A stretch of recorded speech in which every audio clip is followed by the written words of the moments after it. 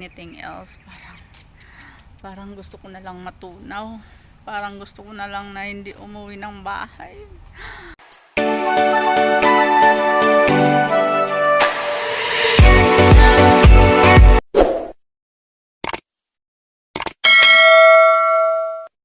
Tara guys, samahan niyo ako manghingi ng ayuda para pang pasalubong natin sa Pilipinas. So, akala nyo binibili ko yung mga ayuda ko na binigay sa mga pamilya ko. Hindi hinihingi ko lang yan. O, diba? Akala nyo lang sa Pilas ng may ayuda, no? Meron din dito. Ako tayo kabahan ng bonggang-bongga mga silingan. Puntahan ko muna ang aking kaibigan ngayon. Pupunta ako sa bahay nila at manghihingi tayo ng ayuda. So ayan, nasa bus na ako, nakasakay na ako. Binigyan niya lang ako ng address. Actually mga silingan, this is my second time. Pero nung una, ay nako, blur auntie mo. Kaya hindi ko alam kung saan ba. So yan, parang first time ko na naman. At buti naman at may map dito. Kaya kailangan bilangin mo talaga yung bus stop. Kung nakailan ka na, kung hindi, ay mapunta ka ng Pilipinas. So, ayan ang mga silingan. So, happy ang auntie nyo kasi may ayuda siyang matatanggap for today. Oh, di ba? Chocolates, ang daming chocolates na binigay niya mga silingan. Kaya, ipapakita ko sa inyo mamaya.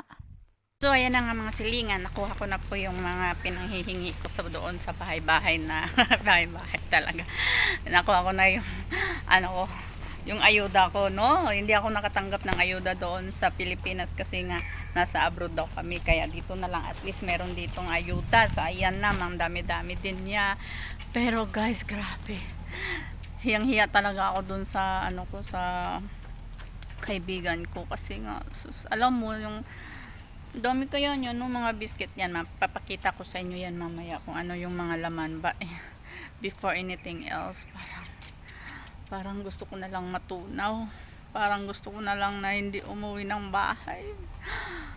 Guys, ngayon kasi yung pagpapaalam ko sa amo ko na uuwi na ako. Grabe nagkurug-kurug. Nagkurug-kurug ang akong mga nerves, mga nerves yun.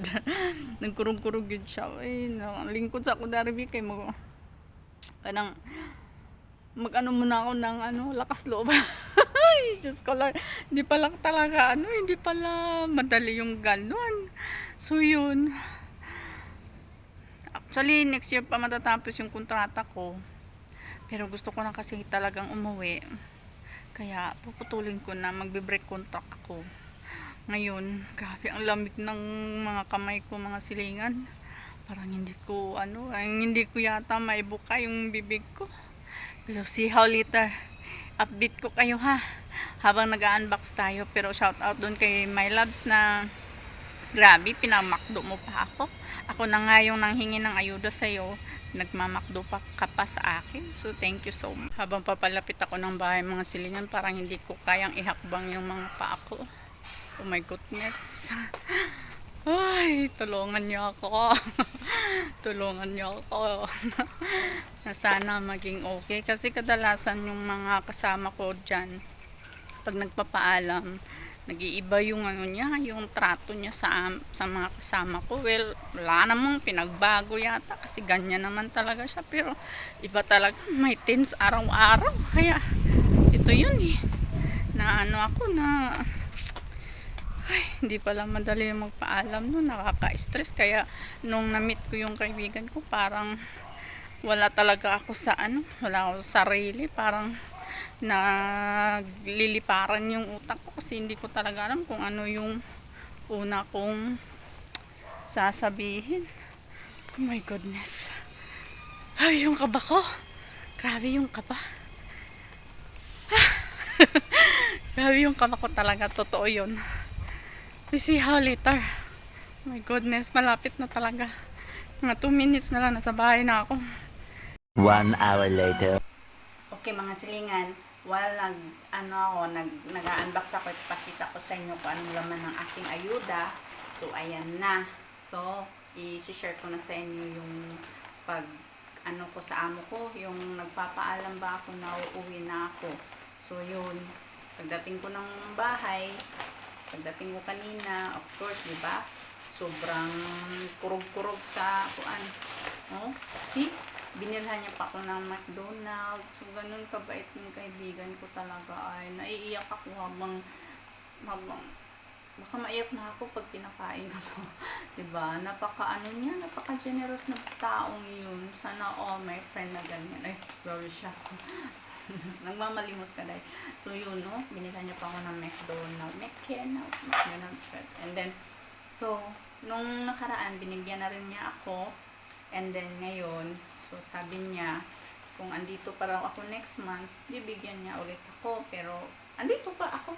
Yes, kasi sabi ng amo ko, maghintay daw ako ng 2 months. 2 months daw yung hihintayin ko. So, parang tama talaga yung ano ko, yung ano ko ba, bilang ko sa buwan kasi nga, hindi naman madali din magkuha ng kapalit. Hindi naman agad-agad. Siyempre, i-interviewin niya pa yan. After that, magpa-process pa ng papel. For example, sa Pilipinas sila kukuha, process pa ng papel. Tapos, depende din sa agency kung gaano kabilis magkilos yung agency. So, depende na rin yan. Pero sabi niya sa akin daw, mga 2 months. So, yan na, mga silingan na nasabi ko na sa kanya kung ano yung rason ko, bakit ako uuwi, which is yun naman talaga yung rason. May pa-cry-cry pa yung auntie niyo. May mga tears pa siyang konti. Kasi sa sobrang kaba ko talaga, yung ganun talaga ako pag natitense ako yung tense na nervous ako, no? Talagang naiiyak ako talaga. Kaya sabi ko sa kanya, I'm so sorry. Sabi niya, it's okay, you need tissue. Of course, hindi na kailangan ng tissue yun kasi nga, patak lang naman yun. So, ayun nga, nagpaalam na ako and then sinabi ko sa kanya yung rason kung bakit ka kailangan umuwi, which is yun naman talaga yung rason. Pero of course, may mga kunting mga para naman hindi ako mapagalitan. Uy, kasi nga kakabalik ko lang 1 year, kakabalik ko lang ngayon kukuhaan naman niya ako ng ticket pa uwi. Parang, di ba, matatapos pa yung kontrata ko by next year, tapos ngayon uuwi na naman ako. So yun, kailangan kong magdagdag ng konting stories para hindi ako mapagalitan, no? Alam mo yung gano'n na syempre dinidipinsahan mo rin yung sarili mo, which is naiintindihan din naman niya kasi nga nanay din naman siya, kaya yun mas magaan yung ano ko ngayon, yung feeling na ay, thank you Lord na nakapagpaalam na rin ako. So yan, i-end na natin yung pagiging OFW natin.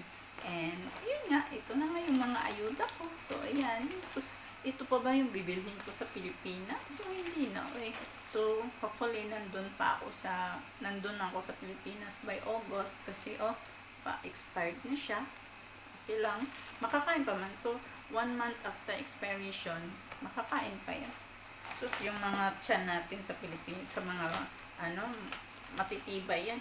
Ito, kaya pa to. Alam kong nandun na ako by July siguro. So ayan. So ang dami niyang binigay sa akin. Wow, chocolate cookies. Ang dami. Ayan. So, yan mga cookies. So, may mga chocolate pa. Lahat talaga chocolates. So, yan. Tuwang-tuwa naman yung mga ko nito, mga donakis. Ayan. Ayan, dairy. May pangano na ako, panggawa ng ice candy. Di ba maglalako ako ng ice candy sa Pinas kasi nga kailangan natin ng income. So, ito yung gagamitin natin, yung chocolate. Kailan pa ba ma-expire to? Ay, matagal pa. Next year. Kaya yan. Ang daming chocolates. Guys, grabe, ang daming chocolates na binigay niya. Oh my goodness. Ayan, wow. Grabe guys, hindi ko na alam kung paano ito ibalik. Kasi, grabe yung pagka-arrange niya. And I see something so, may nakabalot. You can only open this when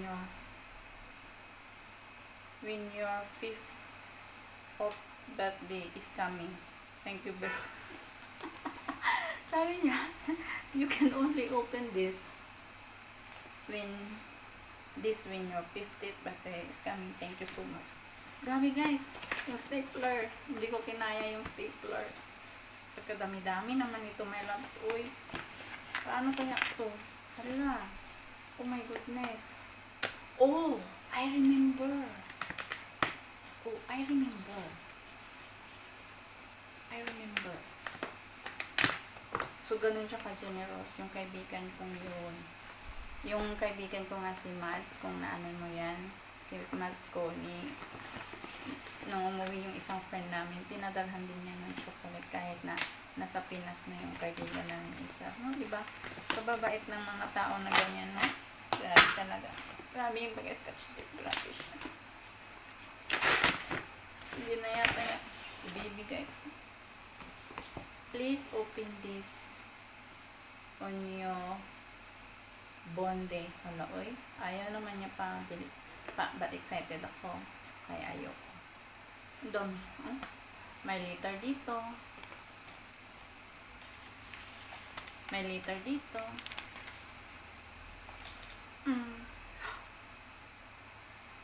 Oo nga. I knew it. Yung shoes. Kasi naalala ko, gusto kong bumili ng shoes. Tapos, sabi ko, wala akong budget. Oh my God.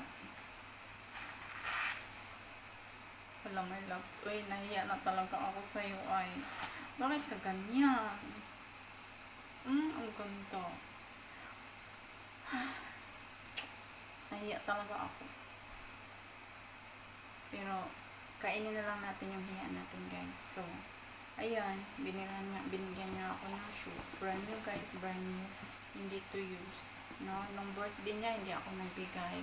Nakakahiya naman, no? Nakakaya yung ganyan, no? Na, wala mo, ganda talaga. So, yun na yan, guys. Thank you for watching Chang TV, and I'm happy kasi, ayun na, I'm closer to my dreams to be with my family soon. And hopefully yung mga OFW dyan, huwag natin masyadong habaan yung oras natin dito sa ibang bansa. Dahil baka mag-regret lang tayo. Kaya, bye!